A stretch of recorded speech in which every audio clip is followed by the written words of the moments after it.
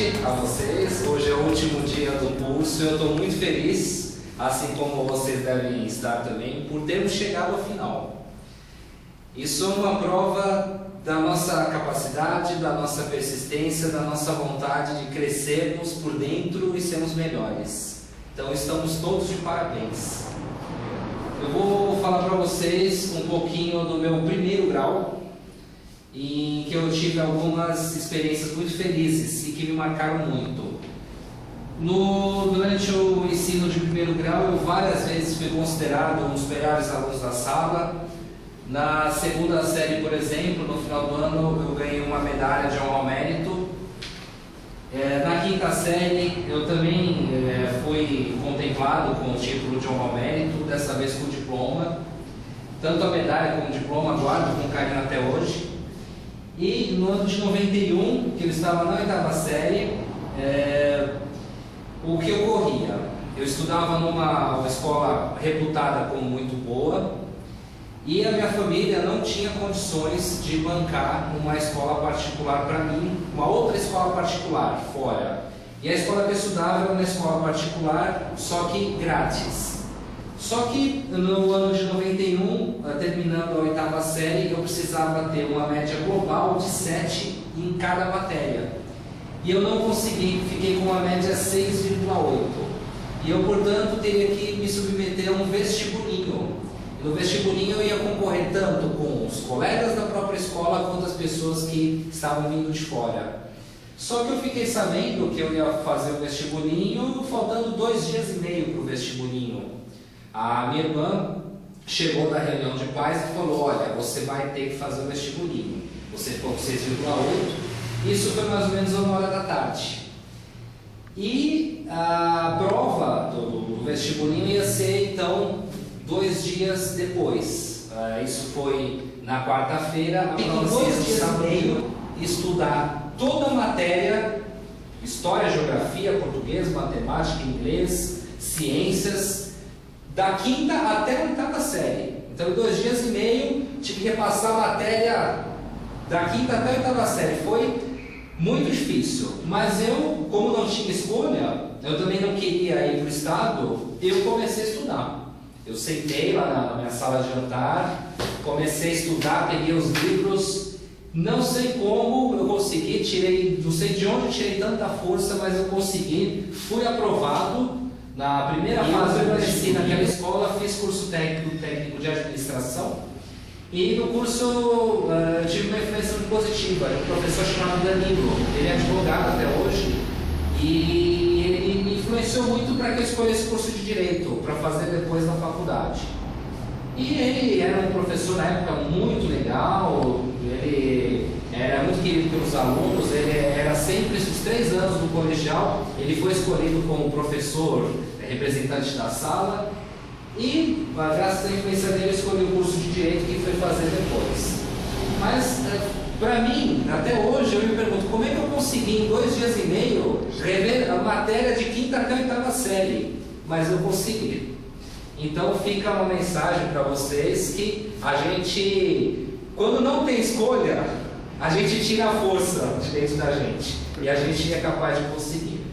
Era essa história que eu tinha para passar. Agradeço a atenção, desejo aí um bom final de curso para todos e que a gente continue tendo sucesso aí fora. Muito obrigado.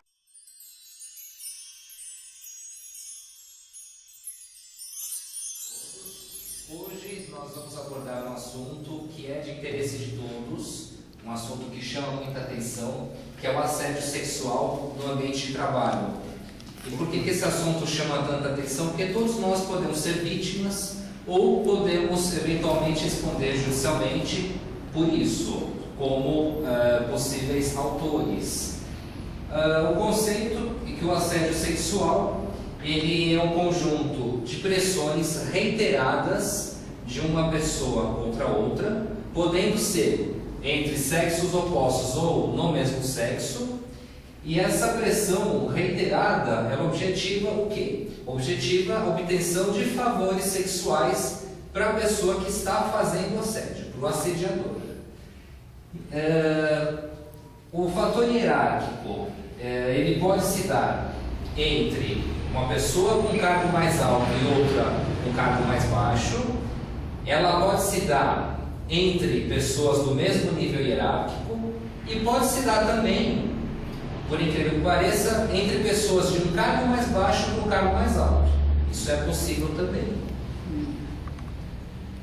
Entretanto, a pessoa que está sendo assediada, ela precisa, para poder entrar com uma ação e resguardar a sua dignidade, é necessário que ela se arme de todas as provas possíveis, e sejam provas de imagens, monitoramento de ligações telefônicas, e a pessoa pode se armar também de um laudo psicológico ou psiquiátrico atestando a ocorrência de sequelas, vamos dizer assim, sequelas emocionais. Entretanto, sofrer uma pressão descomunal reiterada, e na paquera, não, na paquera rola um clima naturalmente entre as pessoas.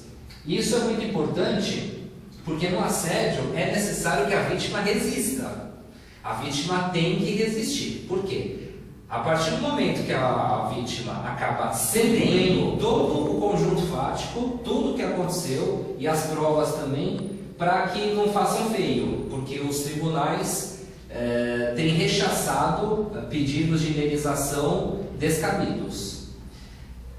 A prescrição para se entrar com esse tipo de ação é de 2 anos a partir da ocorrência dos fatos. É possível, numa ação relativa a assédio, se pleitear danos morais, juntamente com lucros cessantes, e as empresas fazem, hoje em dia, pelo menos as grandes empresas, têm políticas de prevenção, só como curiosidade, as empresas têm contra os assediadores a possibilidade de, o que nós chamamos no mundo jurídico de via de regresso, cobrar indenização contra os assediadores. E o assédio sexual, assim como o assédio moral, que não é objeto dessa explanação, pode ser também, como que nós podemos explicar? A prescrição é de 2 anos, existe a lei de regresso, as empresas podem cobrar depois a indenização dos assediadores, e o conselho que fica, finalizando, é que se a pessoa, se qualquer um de vocês perceberem que estão sendo assediados, denunciem, usem os canais internos da empresa. Se não surtir resultado, contratem um bom advogado, de preferência um advogado trabalhista, mas que tenha vivência no cível, porque o direito civil vai ser usado com certeza.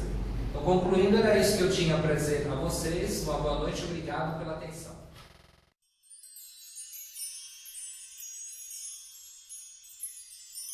Boa noite a todos, vocês já me conhecem, sou o Luiz Fernando. Eu vou falar sobre um personagem histórico do Brasil e um personagem importantíssimo, José Maria da Silva Paranhos Júnior. Muitos talvez não conheçam por esse nome. É o famoso Barão do Rio Branco, o maior diplomata de todos os tempos. O Barão do Rio Branco teve uma vida muito bonita e cheio de passagens interessantes. Em 1845 ele nasceu no Rio de Janeiro, filho de um diplomata, José Maria da Silva Paranhos. Em 1851 o pai dele viaja em missão diplomática para o Uruguai e ele tem a oportunidade então de fazer a primeira viagem internacional dele. Em 1852 a mãe também viaja para Montevidéu e eles acabam residindo por alguns anos entre o Montevidéu e Buenos Aires. E é interessante que já nessa época, ele criança, ele observou que não se relacionava bem com os colegas e era muito introvertido. Mas ele começou a se destacar quando os colegas começaram a perceber que ele tinha um interesse muito grande pela história e pela geografia. O Rio Branco, nos horários livres, no final de semana também, ele gostava de ficar isolado estudando história e geografia. Ninguém dava muito valor para isso, até que chegou um momento que ele começou a mostrar as suas garras, vamos dizer assim. Quando ele estava estudando o JR, era atriz de teatro, e naquela época A atriz de teatro era considerada vagabunda, prostituta, mas ele foi muito decidido. Ele disse que o pai queria se casar com ela porque ele amava ela. Foi um escândalo, ele até acabou saindo do país, porque era muito mal visto. E em 1876 ele teve a oportunidade de ser cônsul do Brasil em Londres. O seguinte, havia uma discussão sobre o limite territorial entre o Brasil e a Argentina. A Argentina reivindicava parte do atual território do Paraná, alegando que graças a esse sucesso ele voltou para o Brasil ovacionado, ele voltou para o Brasil como um verdadeiro ídolo.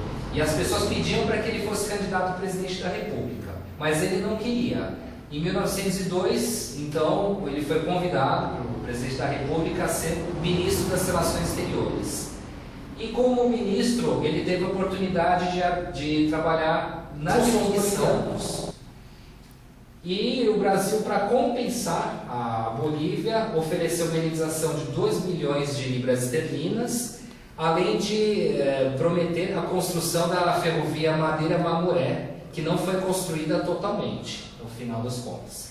Em 1905, o Barão do Rio Branco, como chanceler, o Barão do Rio Branco foi o maior diplomata que o Brasil teve.